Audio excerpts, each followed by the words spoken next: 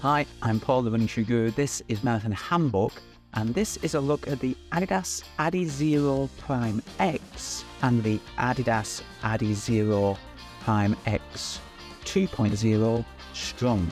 Okay, so it's a comparison video. We're looking at the differences between the two shoes because they have changed. The shoe has been updated, so I'm going to tell you about how I feel they ride and the key differences between the two models. So the first key difference really is the upper. The version 1 here is in the regular conventional upper, if you like. So it's the very thin single layer. It is a mesh, but it's kind of a translucent material, as you can see my hand through the shoe there. So it's very thin, very lightweight, with key pieces, the stripes almost, and the structure around it bonded onto it to provide the shape, the structure and support to the foot.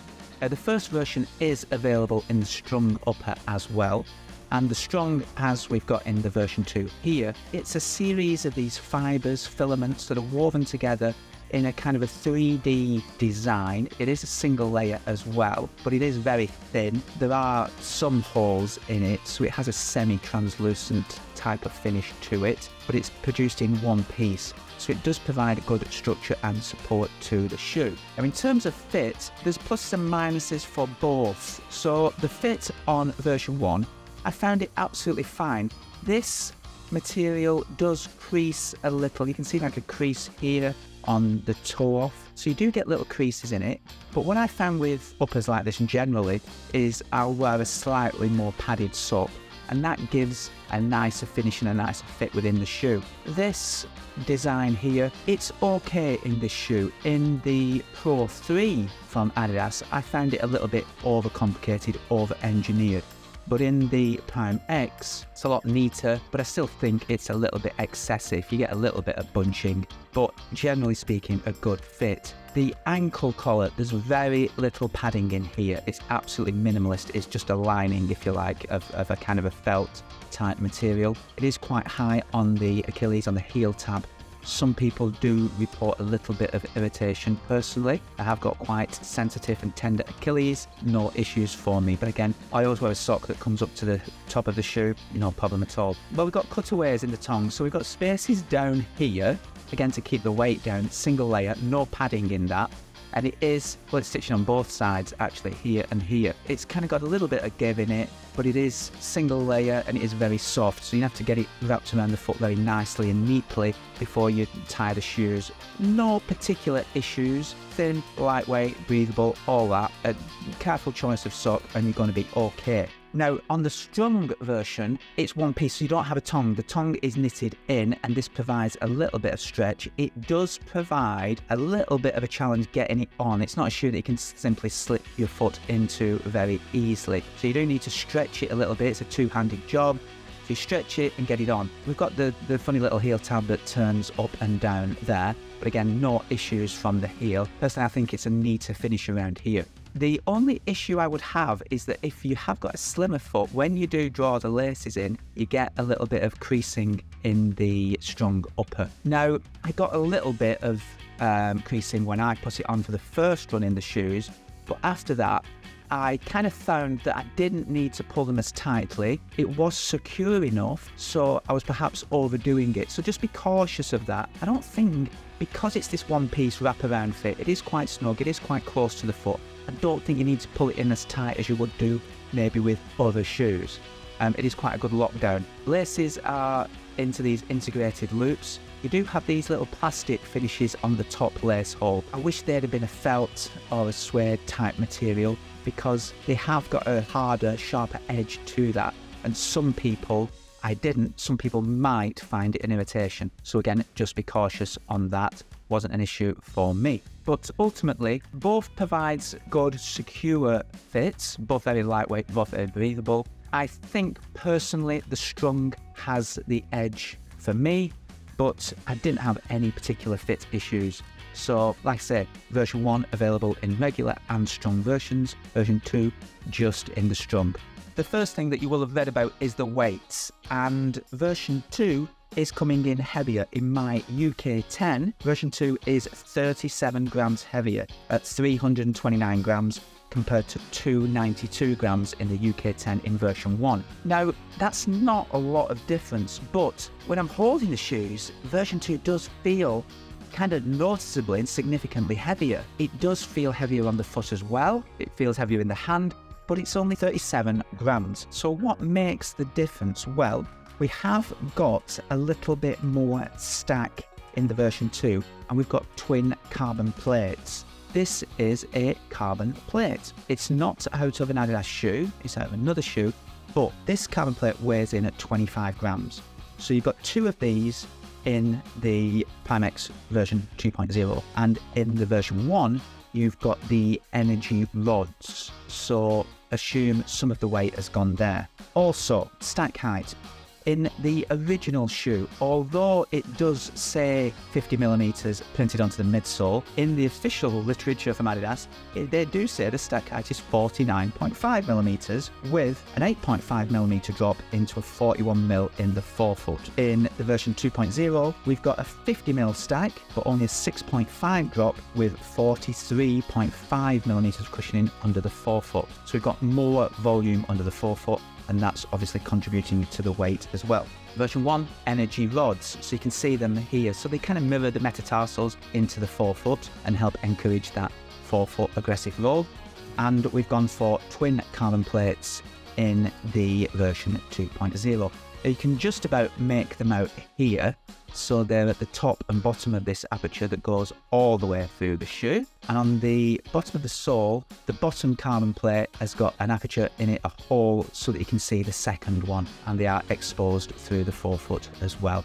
Price, version 1, £230, $300. Version 2, £250, $300. So same price in the US, slight variation in the UK. You will be able to find version 1 in the regular and Strung versions cheaper at the moment. It is still available, so you can still try it out, hence why I'm doing the video. The Prime X was launched the week before the Berlin Marathon, which of course we saw the launch of the Evo 1, where we saw a women's world record 2:11. And that shoe, interestingly, was Adidas's lightest race shoe. It was the most expensive racing shoe, and it was one that you can't generally buy, so a lot of people were disappointed. The Prime X, although it is banned in World Athletics recognised competitions, a lot of people lower down the field may be choosing the shoe as a racing shoe.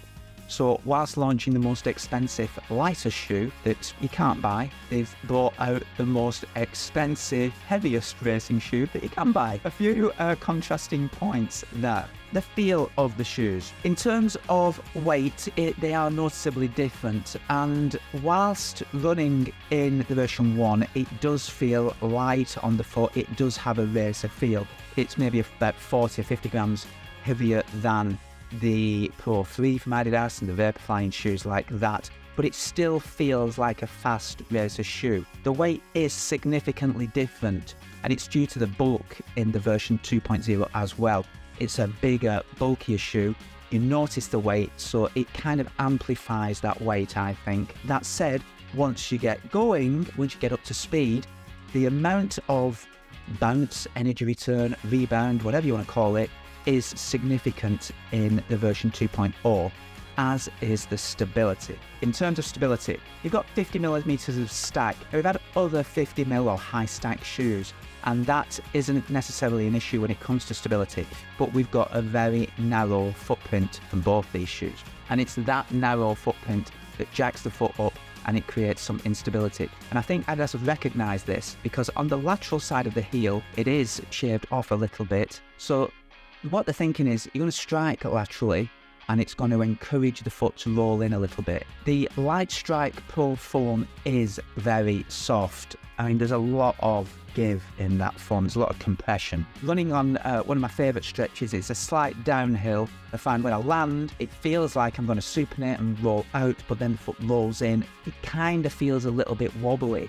I kind of have to choose where I'm going to run in this shoe. I did a 5K a few months ago on a very flat, straight out and back course, so just one turn, and it was fine. But pre-Berlin Marathon, I did one of my, I think it was a 16-mile Sunday long run that I did, and it just did feel unstable.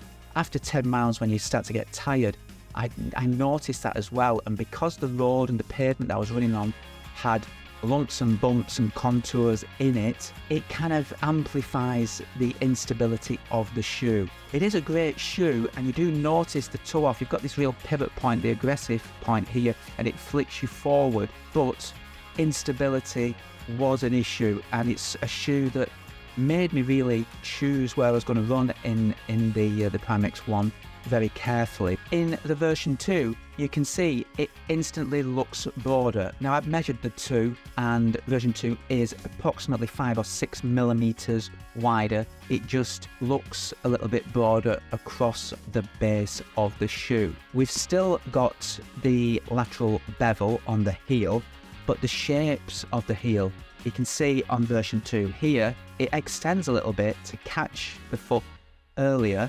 It splays outwards, so it does catch the foot, and instantly it feels more planted and more stable. When I measured the two shoes, it's about 5 or 6 millimeters wider here and across the forefoot as well. It's kind of hard to tell the difference. Version 2 does sit a little wider. Another difference, if you look through the arch, version 1, you've got this cutaway through here. Now, that's clearly to reduce weight as well.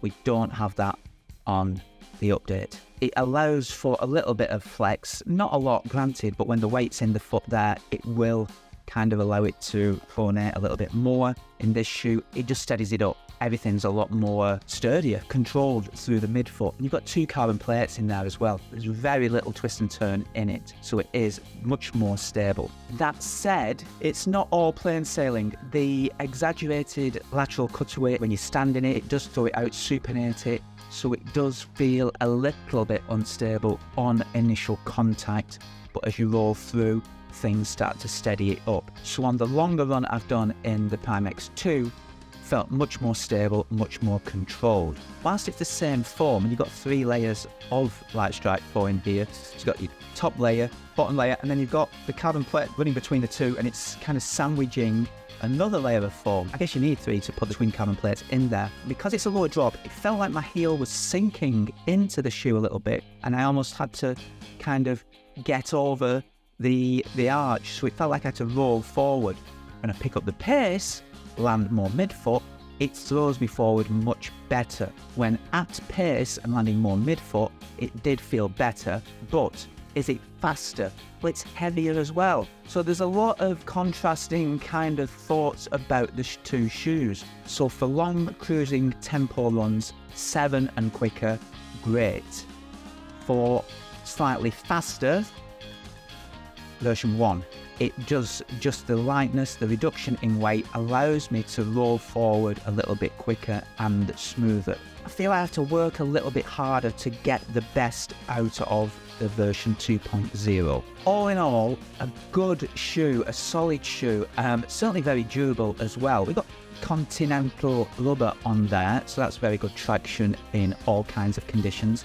Version 1, you've got the pattern to it, the ridges, totally smooth on version 2. I've not found any issues, wet or dry, with either of them. So for weight, version 1 wins.